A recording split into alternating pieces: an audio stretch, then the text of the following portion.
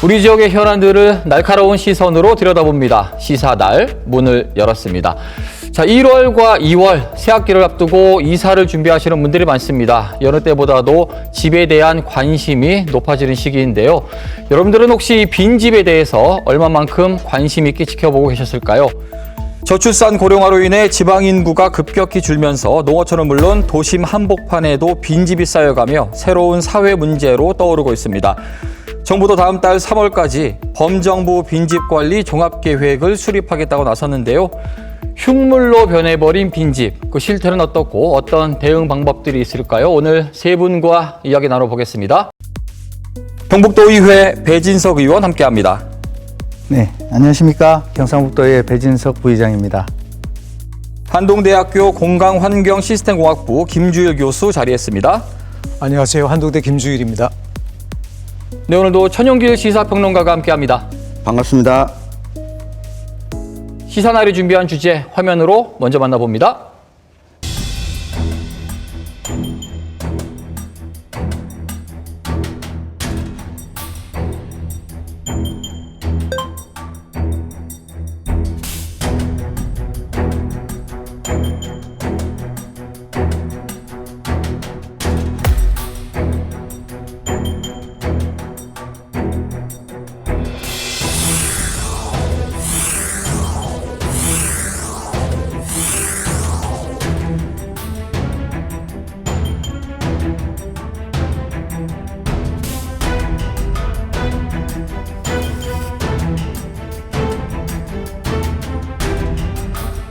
뭐 철거하고 무슨 뭐 그거를 해야 되지. 그걸 놔두면 거기서 뱀이 나온다니까. 뱀이 1년에 한두 번씩은. 폐가 쪽 지나가면 으스스하고 안 좋아요. 그게 방치돼 있고 안에 쓰레기도 꽉 차고 이래가 안 좋은데 좀 이게 좀 마을에서 보면 제일 고민거리입니다. 이게.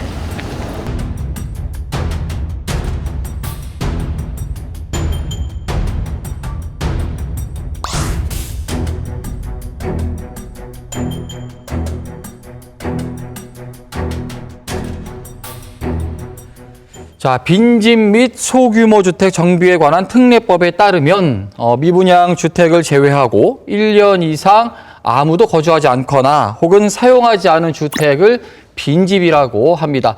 자, 빈집이 점점 늘어난다는 뉴스는 우리가 자주 접하고 있는데요. 실태는 어떠한지 먼저 천영길 평론가가 정리해 주시죠. 네, 안타깝게도 뭐 현재 기준으로 해서 이 정확한 통계를 확보하고 있지는 못합니다.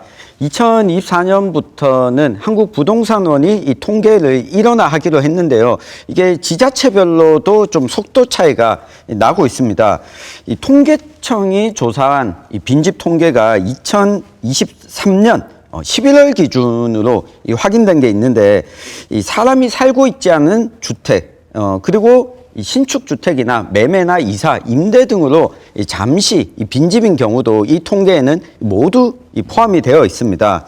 전년도 대비해서 매년 증가하는 추세인데 이 4%에서 5% 정도 매년 이 빈집이 늘어나고 있고요. 이 전체 주택 중에 미거주 주택, 이 빈집이 7.9%인데 농촌 지역을 많이 포함한 광역단체일수록 이 빈집 비율이 높게 나타났습니다. 이 경북이 11.7%로 전남, 충남, 강원, 전북 이 다음 순이었는데, 우리 동해안 지역만 놓고 보면 이 포항시가 10.3%, 이 경주시가 12.95%, 영덕군이 16.92%, 울진이 19.67%, 울릉이 4.85%인데 이게 도시 지역의 경우에도 10% 정도의 빈집 통계가 2023년 기준으로 확인됐다는 걸 보면 이게 도시와 농촌 가리지 않고 이 공동의 좀 문제가 되고 있다라고 할 수 있겠습니다. 또 하나의 문제를 짚어보자면 이 통계를 하는 곳마다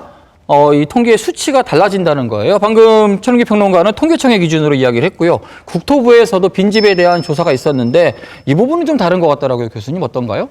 예, 지난 2022년 통계 같은 경우는 뭐 통계청 통계는 계속 해오고 있습니다만 국토부 같은 경우는 이제 간헐적으로 하게 되는데, 그때 국토부하고 그 통계청의 통계가 너무 큰 차이가 나서 시민들이 이제 많이 의아해졌던 기억이 있습니다. 왜냐하면 국토부에서는 11만 호 정도를 얘기했는데 통계청에서 100만 채를 넘는 지금 빈집을 얘기하고 있거든요.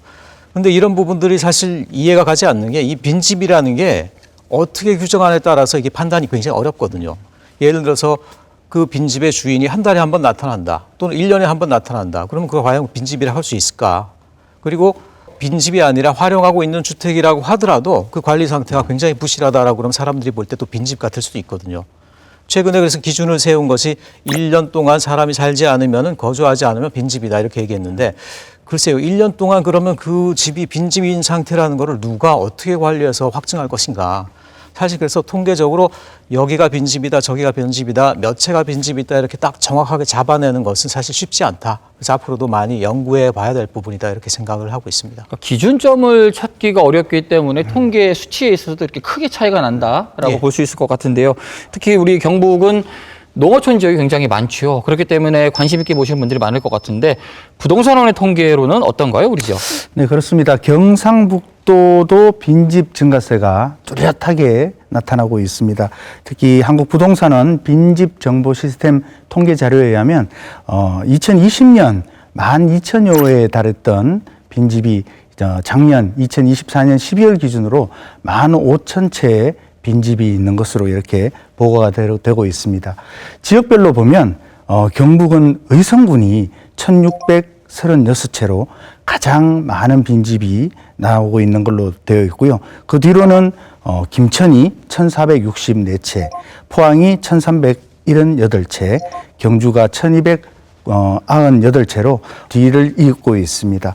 이런 빈집은 증가세가 앞으로도 사실은 인구가 계속 감소되고 있기 때문에 증가될 것으로 보입니다. 그래서 경북에서는 지금 현재 빈집, 특히 사람이 살 수 없는 그런 폐가를 철거하는 사업들도 함께 이루고 있습니다.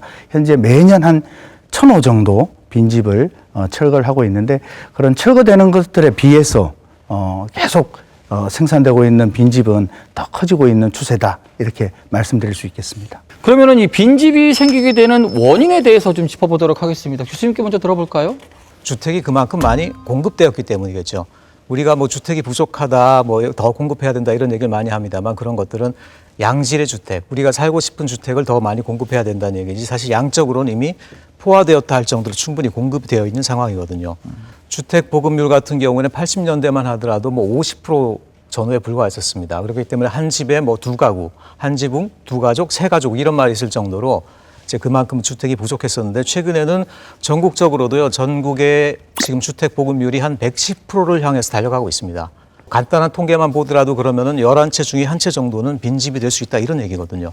일단 그래서 주택이 이미 포화된 상태로 공급되어 있다. 이 부분을 첫째 원인으로 보고 싶고요. 또 그리고 이 지방 같은 경우는 지금 제가 굉장히 문제를 보는 것들이 상속받은 주택이 빈집인 상태로 버려지는 경우들이 굉장히 많다는 점이거든요. 도시화, 노령화가 늘어나다 보니까 고향에 있는 부모님들이 돌아가시고 피상속인들, 그러니까 상속받는 사람들, 자녀들은 대도시에 가서 수도권에 가서 생활을 이미 하고 있다는 얘기죠. 불시에 그 고향에 있는 집을 상속을 받게 되는데 사실 거리도 멀고요. 활용하기도 어렵고 매매를 하자니 매매도 시세도 마땅치 않고 그러다 보니까 상속받은 주택들이 지방에서 고스란히 버려져서 뭐 관리를 못하면 이런 것들이 흉가나 폐가로 변해가는 것들은 뭐 1년, 2년이면 금방 일어나는 일들이거든요. 그래서 그런 부분들이 또 지방의 빈집이 늘어나는 가장 큰 원인이 아닌가라는 생각이 들고요. 마지막으로 하나만 좀 더 예를 들자라고 그러면 역시 세제상의 문제가 아닌가. 집을 그래도 흉가나 폐가라도 유지하는 것이 토지 상태로 놓는 것보다 재산세상의 이득이 좀 있었습니다. 그렇기 때문에 납부하는 입장에서는 토지 상태로 돌릴 이유가 없는 거죠. 흉가나 폐가로라도 유지하는 게 더 낫겠다. 그런 판단을 할 경우가 많았고 이런 세 가지 정도 이유로 그래서 결국 이제 빈집이 많아지지 않았나 이렇게 생각을 해보고 있습니다. 여기에 교수님 이야기 한 가지만 더 보태면 이 농촌 지역의 경우에 이 국토에 대한 개발이 언제 일어날지 모른다. 일종의 대규모 개발이 이루어졌을 때 지금 경북 지역 같은 경우만 보더라도 의성에 빈집이 많은데 의성과 군위에 통합신공항을 짓겠다라고 이 부지로 또 편입되면서 여기에 대한 이 부동산 개발에 대한 이익을 볼 수 있다라고 하는 생각이 있기 때문에 농촌 지역에 있는 상속받은 주택을 뭐 내어놓거나 판매하거나 할 이유가 별로 없는 겁니다. 게다가 거래 자체가 적은 곳이고 공시지가가 낮은 지역 이라서 이걸 판다고 하더라도 나의 재산으로 돌아올 가능성, 가용할 돈으로 환산될 가능성이 별로 없기 때문에 이 집을 그냥 두고 있는 편이 더 낫다라고 판단하게 되는 게 있고요. 도심 같은 경우에는 또 반대의 경우인데 재개발이 이루어지게 되면, 성공하게 되면 이 집의 가치, 이 집가의 가치는 더 뛰게 될 텐데 이걸 내가 일찌감치 팔 이유가 없는 상황. 그러니까 이 빈집을 보유하고 있어도 이 페널티가 따로 부과되지 않기 때문에 이 집을 그대로 가지고 있는 편이 낫다고 이 판단을 하게 되는 거죠. 집가 상승에 대한 기대감도 역시 이 부분을 키우고 있다라고 보고 있는 것 같습니다. 그런데 문제는 이렇게 빈집이 계속 늘어나면서 생기게 되는 사회적 문제들이 있잖아요. 우리가 어떤 문제들을 좀 짚어볼 수 있을까요? 이 미관과 경관의 훼손이 되겠죠. 이른바 여러분들은 뭐 깨진 창문 효과라는 얘기 많이 들어보셨겠습니다만 폐가나 흉가가 사람들이 잘 다니는 길목에 하나가 있다라고 그러면 그게 그 한 집의 공동화로 그치지 않거든요. 그것 때문에 사람들 입장에서는 이 마을이 이게 가치가 떨어지나 보다, 쇠락하나 보다. 그러면서 마을 전체에 대해서 어떻게 보면 좀 공동화가 되게 되는 그런 현상들이 있고요. 그런 것들이 또 지역 전체로 굉장히 악영향을 미치게 됩니다. 서구에 있는 한 연구 결과를 좀 살펴보자라고 그러면은 한 지역이 있습니다. 한 마을이 있습니다. 근데 거기에 한 30% 정도 집들이 관리가 안 되고 버려지고 그렇게 된 경우에 100%의 마을이 공동화가 되기까지 그렇게 많은 시간이 걸리지 않더라. 그만큼 공동화라는 건 어떤 일정 시점을 벗어나면 가속화가 된다는 얘기거든요. 그렇게 해서 봤을 때 지방에 이렇게 빈집이 늘어나는 것들, 이런 것들을 한 채, 두 채의 문제로 볼 수 있을까? 이런 것들이 어느 순간 급가속하지 않을까? 이렇게 우리가 좀 두려움을 가지게 되고요. 결국 마지막으로는 이런 것들이 결국은 지역 균형 발전 그리고 수도권과 지방 격차에 큰 이제 폐해를 끼칠 것이다 이런 예측을 드리는데요. 왜냐 지금 지방으로서는 인구 유출이 굉장히 문제인데 그럼 과연 인구만 유출되는 건가? 지금 주택의 소유권이 대도시로 또는 수도권으로 유출되고 있다라고 볼 수 있거든요. 토지를 그 주택을 상속받은 자녀들이 대도시나 아니면 수도권에 가 생활을 하고 있기 때문에 그들이 소유권은 가지고 있지만 주택은 남아서 계속 낡아가고 있다. 그럼 지방으로서는 낡아가는 주택을 관리해야 되는 그런 의무나 책임은 부과받으면서 소유권은, 처분권은 자기에게 있지 않은 이런 어떤 상황이 벌어지는데 만약 이런 상황들이 계속됐을 경우 수도권과 지방 우리가 균형 발전을 위해서 얼마나 많은 비용과 노력을 들이고 있습니까? 그런데 이 빈집이 늘어나는 것 때문에 수도권과 지방 간의 개발 격차가 어떻게 보면 더 크게 벌어지는 그런 계기가 되지 않을까 굉장히 우려하는 상황입니다. 우리 지역적으로 보게 된다면 경제적인 부분이 가장 큰 타격이 올 수 있다라고 생각을 합니다.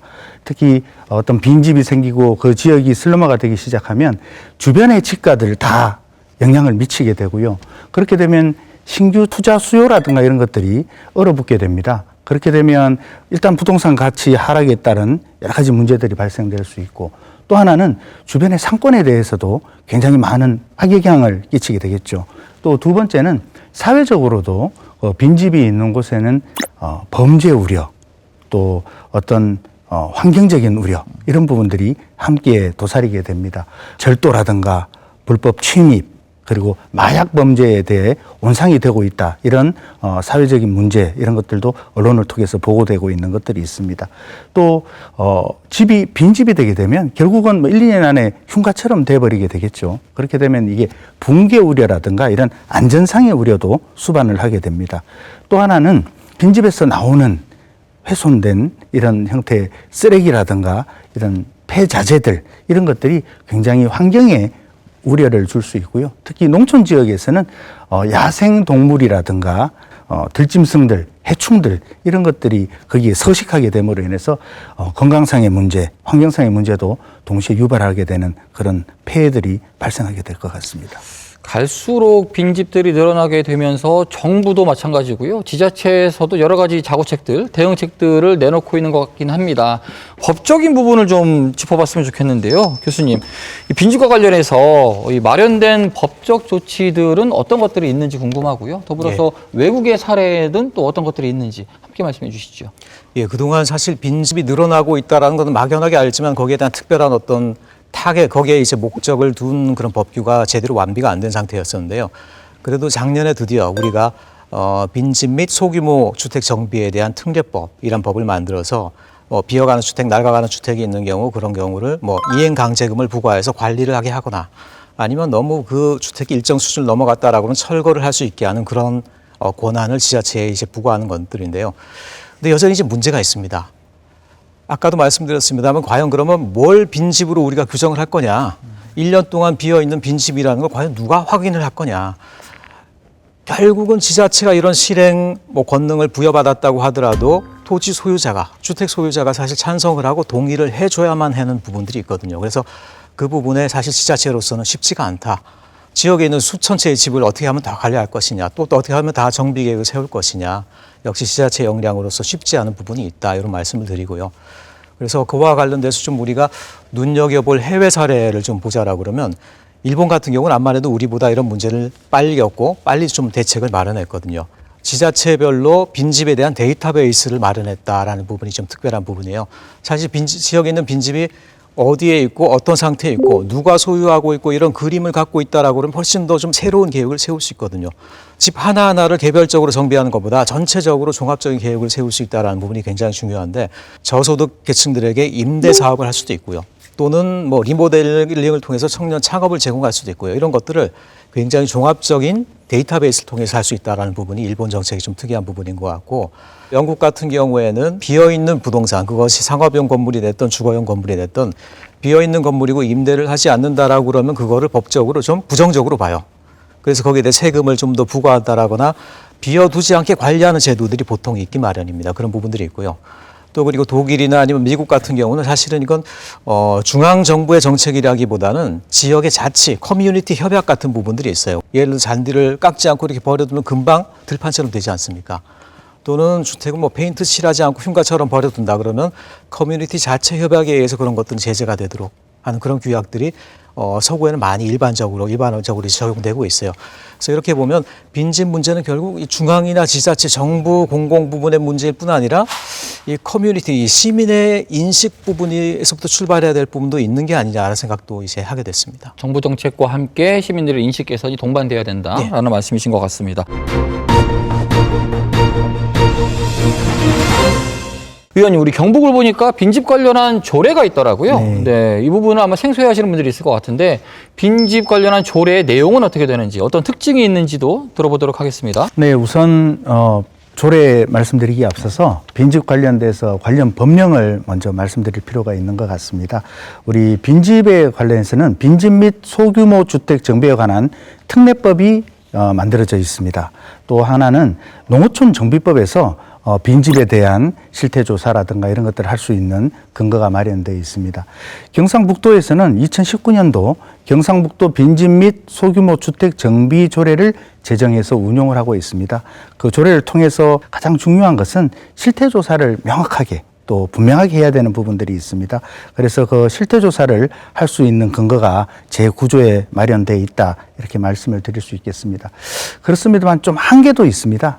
경상북도의 경우에는 지금 어촌 지역에 대해서는 해양 레저과가, 또 농촌 지역에서는 농업 대전환과, 또 도시 지역은 건축 디자인과, 이렇게 세 개 과에서 이 빈집을 관리하다 보니까 이 통계를 아우를 수 있는, 또 전체적으로 이렇게 관장할 수 있는 그런 기구가 없다는 게 좀 지금은 한계로 보이는 것 같습니다. 그래서 올해 정부가 빈집 관련 정책을 본격적으로 내놓았다라고 말씀하시는 분들도 많더라고요. 과연 이 안에는 실태조사부터 좀 정확한 내용들이 있는지 궁금해집니다. 최영기 평론가? 네, 크게 세 가지 부분으로 나눌 수 있을 것 같습니다. 일단은 실태 파악을 일원화하겠다. 기존에 여러 곳에서 하던 것을 부동산원이 지자체가 조사한 걸 좀 분석하겠다가 한 가지가 있고, 이 두 번째가 이 도농 빈집 정보 플랫폼을 만들어서 빈집은행을 구축하고 이걸 매매할 수 있도록 하겠다.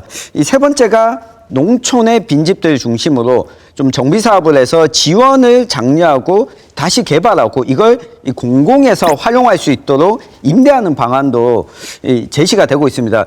다만 앞서 교수님께서 지적해 주신 것처럼 이 지자체가 이행강제금을 부과해서 빈집을 철거 또는 수리할 수 있도록 법령 정비는 됐는데 실제 이걸 지자체에서 행했을 때 얼마나 실현 가능한가. 그러니까 이 책임을 오롯이 지자체 공무원들이 다 지게 되기 때문에 만약 나는 그 빈집이 아니라 다른 용도로 활용할 계획이었는데 왜 지자체가 마음대로 그렇게 결정했냐라고 하면 소송으로 또 가게 되거든요. 그러니까 아무래도 조심스러울 수밖에 없고 여기에 뭐 페널티를 부과하는 조항은 크게 현재까지는 정부 정책에서는 없습니다. 그래서 저는 그게 꼭 법과 정책만으로 해결될 수 있는 부분인가. 내가 집을 가지고 있는데 관리하지 않는다고 해서 국가가 내 집을 어떻게 하겠다. 그걸 또 반발하는 주민들을 그럼 우리가 그걸 법적으로만 해결할 수 있는 부분이니까 그렇지는 않거든요. 그래서 저는 어떤 생각을 하냐면 시골에 있는 내 상속받은 주택 그런 것들이 폐가가 되고 흉가가 돼가고 지금 그 지역을 손상시키고 있거든요. 그런 좀 현실을 실제로 그분들에게 보여드릴 수 있는 어떤 장치가 필요하지 않을까. 거기 적절하게 어떤 기간을 정해서 거기에 대한 사진을 찍어가지고 당신 주택의 관리 상태가 이런 상황입니다. 좀 전달해주는 시스템이 좀 필요하지 않을까. 그런 것들은 결국 정책적인 거라기보단 설득의 문제고 또 우리 시민 의식의 문제거든요. 그래서 그런 부분에 대해서도 지자체들이 좀 마케팅 차원에서 법규가 아닌 마케팅 차원에서 해야 된다. 접근했으면 좋겠다 생각하고 있습니다. 조금 더 이야기를 좁혀볼까요? 우리가 지금 함께하고 있는 경북 동해안 우리 자치단체들은 어떤 정책들이 있는지도 궁금합니다. 최영기 평론가. 네, 올해 나온 정책을 보면 이 포항시의 경우에는 이 방치되고 있는 이 건축물을 포항시에 무상 임대할 임대인을 모집해서 여기에 보수나 리모델링을 지원하겠다라고 하는 정책을 방향으로 잡고 있습니다. 이 공간을 뭐 창업 공간이나 문화 공간, 여가 공간으로 활용하겠다는 계획이고 울진 역시 이 철거 비용을 지원하고 빈집 정비 사업을 지원하겠다라고 이 계획을 발표했습니다. 이 경주시는 기존에 있던 빈집을 활용해서 이 도심 내에 민박 시설 그러니까 관광객들이 많이 오는 곳이다 보니까 이 기존의 자원들을 다 철거하는 것이 아니라 이걸 개보수해서 민박시설로 활용하겠다라는 계획을 가지고 있고요. 울릉의 경우에는 사실 다른 지역과 좀 다르게 빈집 비율이 매우 좀 적습니다. 이게 집을 지을 수 있는 공간 자체가 좀 제한적이라서 이 빈집에 대한 정비 사업 정도만 지원 정책이 나와 있고 이걸 어떤 공간으로 만들겠다 하는 정책은 나오고 있지 않은데 전체적으로 동해안 지역 방향을 보면 이 빈집을 보유하고 있는 소유자들에게 이걸 재활용할 수 있는 방안을 제시해 줄 테니 인센티브를 줄 테니까 여기에 좀 참여해 달라라고 지금 요청을 하고 있는 상황입니다. 지금 뭐 말씀을 들어보면 전반적으로 개별적인 노력들 그리고 뭐 법령도 이미 정비가 됐고요. 지자체별 여러 가지 노력하고 있는 부분들은 나오는데 사실 이 빈집이 늘어난다라는 거 도시가 공동화돼야 된다라는 거 이것은 도시계획의 문제거든요. 지자체가 하는 일이 뭡니까? 도시를 크게 계획해 나가고 미래를 대비하는 거거든요. 사실 우리가 빈집이 꼭 그러면 재활용돼야 될 대상이냐 하면 그렇지 않거든요. 주택들이 빈집이 많이 몰려있고 더 이상 어떤 활용 가능성이 없다. 그러면 그런 뭐 극단적인 경우에 그런 주택을 모아서 녹지로 돌리는 계획도 세울 필요가 있는 거거든요. 축소도시 시대에 또 빈집이 늘어나는 시대의 계획을 충분히 세우고 그러면 도시기본계획을 통해서 그런 부분들이 충분히 이제 선언이 되면은 공직자로서도 지자체로서도 훨씬 더 이제 권능을 가지고 역할을 가지고 그런 작업을 추진해 나갈 수 있지 않겠느냐 그렇게 생각을 하고 있습니다. 거기에 저도 뭐 한 부분만 더 보태면 이 포항을 포함한 동해안 지역 시군은 물론이고 경북 지역의 지자체들의 도시관리 계획을 살펴보면 예상 인구를 뭐 10년 뒤 인구를 지금 인구보다 더 높게 잡고 있습니다. 그러니까 지금 인구보다 도시관리 계획상 인구가 더 많이 잡혀 있으면 야 이거는 빈집이 존재할 수가 없는 거예요. 그리고 이 빈집을 가지고 녹지로 돌려놓는다는 계획도 나올 수가 없는 거죠. 그래서 인구가 감소하고 있고 이 주택에 대한 수요 자체도 적다는 이 계획을 세워야지만 이 빈집을 다른 용도로 활용할 수 있는 이 방안도 나올 수가 있습니다.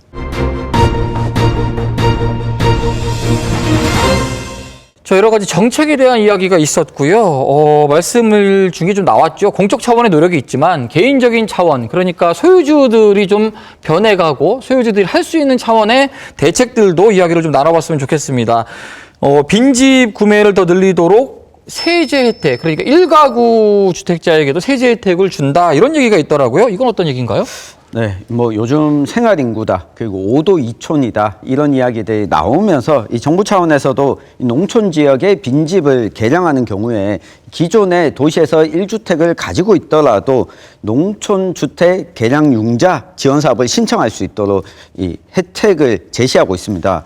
융자 한도가 최대 1억 원이 있고요. 만약에 신축할 경우에는 융자 한도가 2억 원까지 가능하고 이 대출 금리가 2%이기 때문에 그러니까 농촌 지역의 생활 인구를 유입하려고 하는 목적과 더불어서 빈집 정비까지 같이 하겠다라고 하는 이 방안으로 제시가 되고 있습니다.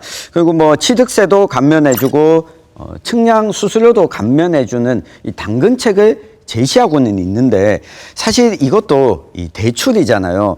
이 여유 자금이 있어야지만 이 1가구 2주택을 내가 보유하고 농촌 지역에 한 채 더 두고 일종의 세컨하우스처럼 생활하겠다라고 하는 생각을 가지고 있는 사람들에게 뭐 제한적인 이 정책이다 보니까 많은 정책 중에 하나일 수는 있지만 이것 자체만으로 이 빈집에 대한 문제를 해결하기에는 조금은 좀 부족한 정책이 아닌가 싶습니다. 여기에 더해서 철거비 정책에 대한 이야기를 들어볼게요. 기존의 경우를 잠시 들여다보니까 소유주의 마음이 조금은 이해가 되더라고요. 내가 빈집을 가지고 있어도 이것을 철거하는 데 들어가는 비용, 그리고 나서 철거 이후에 세금을 내야 되는데 주택이 아닌 토지로 했을 때 더 세금도 늘어났을 경우를 생각해 보면 아, 이게 철거가 쉽지 않겠다라는 생각이 드는데 이게 이제 바뀌었습니다. 네, 철거비 정책에 대한 이야기도 들어볼까요? 네, 경북에서는 각 뭐 기초단체마다 조금씩 상이한 부분이 있습니다만 대체로 100만 원에서 300만 원 정도의 철거 비용을 지원하는 정책을 사용하고 있습니다. 또 하나는 이걸 공공의 목적으로 활용한다고 했을 때는 철거비의 전액을 부담하는 그런 정책도 있습니다만 지금 현재 이것들이 많은 예산이 확보되지 못했고 또 이 부분에 대한 아직 시민들의 인식이 널리 커지지 않은 상황이라서 제한적인 부분이 사실입니다. 법적으로 이 부분을 철거했을 때 본인들이 가질 수 있는 재산사의 이익에 어떤 손해를 보지 않는 그런 정책들을 입안해 줄 수 있는 것들이 우선 중요하겠다라는 생각이 들고요. 또 하나는 한때 우리 뭐 제주도 한 달 살기 또 어느 지역에 한 달 살기 이런 형태의 많은 프로그램들이 있지 않았습니까? 그런 것들을 조금 더 확대할 필요가 있지 않나. 그리고 우리 지자체에서 이런 부분들을 적극적으로 이런 수용을 해서 그런 수용된 부분을 전 국민적으로 나눌 수 있는 그런 주택에 대한 인식 개선 프로그램도 필요한 사항이 아닌가 하는 생각을 하게 됩니다. 지금 이제 우리 MZ 세대들은 과거 우리 선배들이나 우리 어머님, 아버님 세대에서 가졌던 그런 주택에 대한 이런 부담감이라든가 또 소유에 대한 어떤 꿈이라고 할까요? 이런 부분에 대한 많은 부분이 변화되고 있는 시점이 아닌가 하는 생각을 하게 됩니다. 또 1인 가구가 늘어가고 있는 이 시점에 기존에 가지고 있는 우리 주택들은 어떤 의미를 가지고 있는가에 대한 우리 정책적인 판단도 해야 될 시점이 아닌가 그런 생각도 하게 됩니다. 이게 철거에 있어서 농촌과 어촌 지역이 가지고 있는 현실적인 문제가 한 가지가 더 있습니다. 그러니까 1950년대, 60년대, 70년대 지어진 이 농어촌 지역의 주택의 경우에는 토지 대장과 일치하지 않는 경우가 많이 있습니다. 옆에 토지 소유주와 맞물려서 건축물들이 서로 어긋나서 지어진 경우가 있기 때문에 이 한 집을 내가 철거하고 싶다고 하더라도 불필요한 이 마찰이 벌어질 수 있기 때문에 요 현실적인 부분들에 대한 이 문제 해결책도 좀 당근책이 나와주지 않으면 이 철거비를 지원해 주는 것만으로는 농어촌 지역은 또 어려운 상황을 겪을 수가 있습니다. 자, 늘어만 가는 빈집에 대한 실태 그리고 대응에 대해서 오늘 여러 가지로 이야기를 나눠봤습니다. 끝으로 정리의 말씀 듣고 이 시간 마무리하도록 하겠습니다. 의원님께 먼저 청해 볼게요. 빈집은 단순히 그 빈집 하나의 문제가 아니고 공동 커뮤니티에 빈 공간이 생김으로 해서 발생될 수 있는 여러 가지 문제점들을 내포하고 있습니다.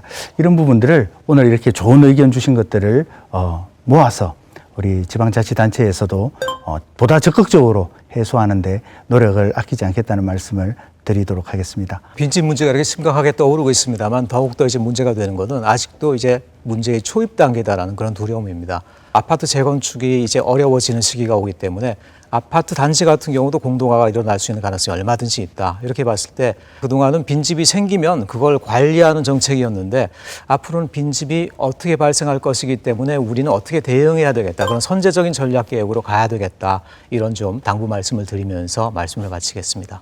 이 방송을 보시는 이 빈집을 소유하고 계신 이 시청자분들께 이야기를 드리고 싶습니다. 이 한국 사회를 오랫동안 끌고 이 부동산 불패의 신화가 이 빈집, 특히 특히 지역에서는 더 이상 가능하지 않을 거다라는 이야기를 드리고 싶고요. 내가 가지고 있는 빈집을 내어놓고 이것을 적절한 이 보상을 통해서 지역사회 내 공동체에 기여할 수 있다라는 생각을 오늘 이 방송 보신 분들께서는 한 번쯤 해보셨으면 좋겠습니다.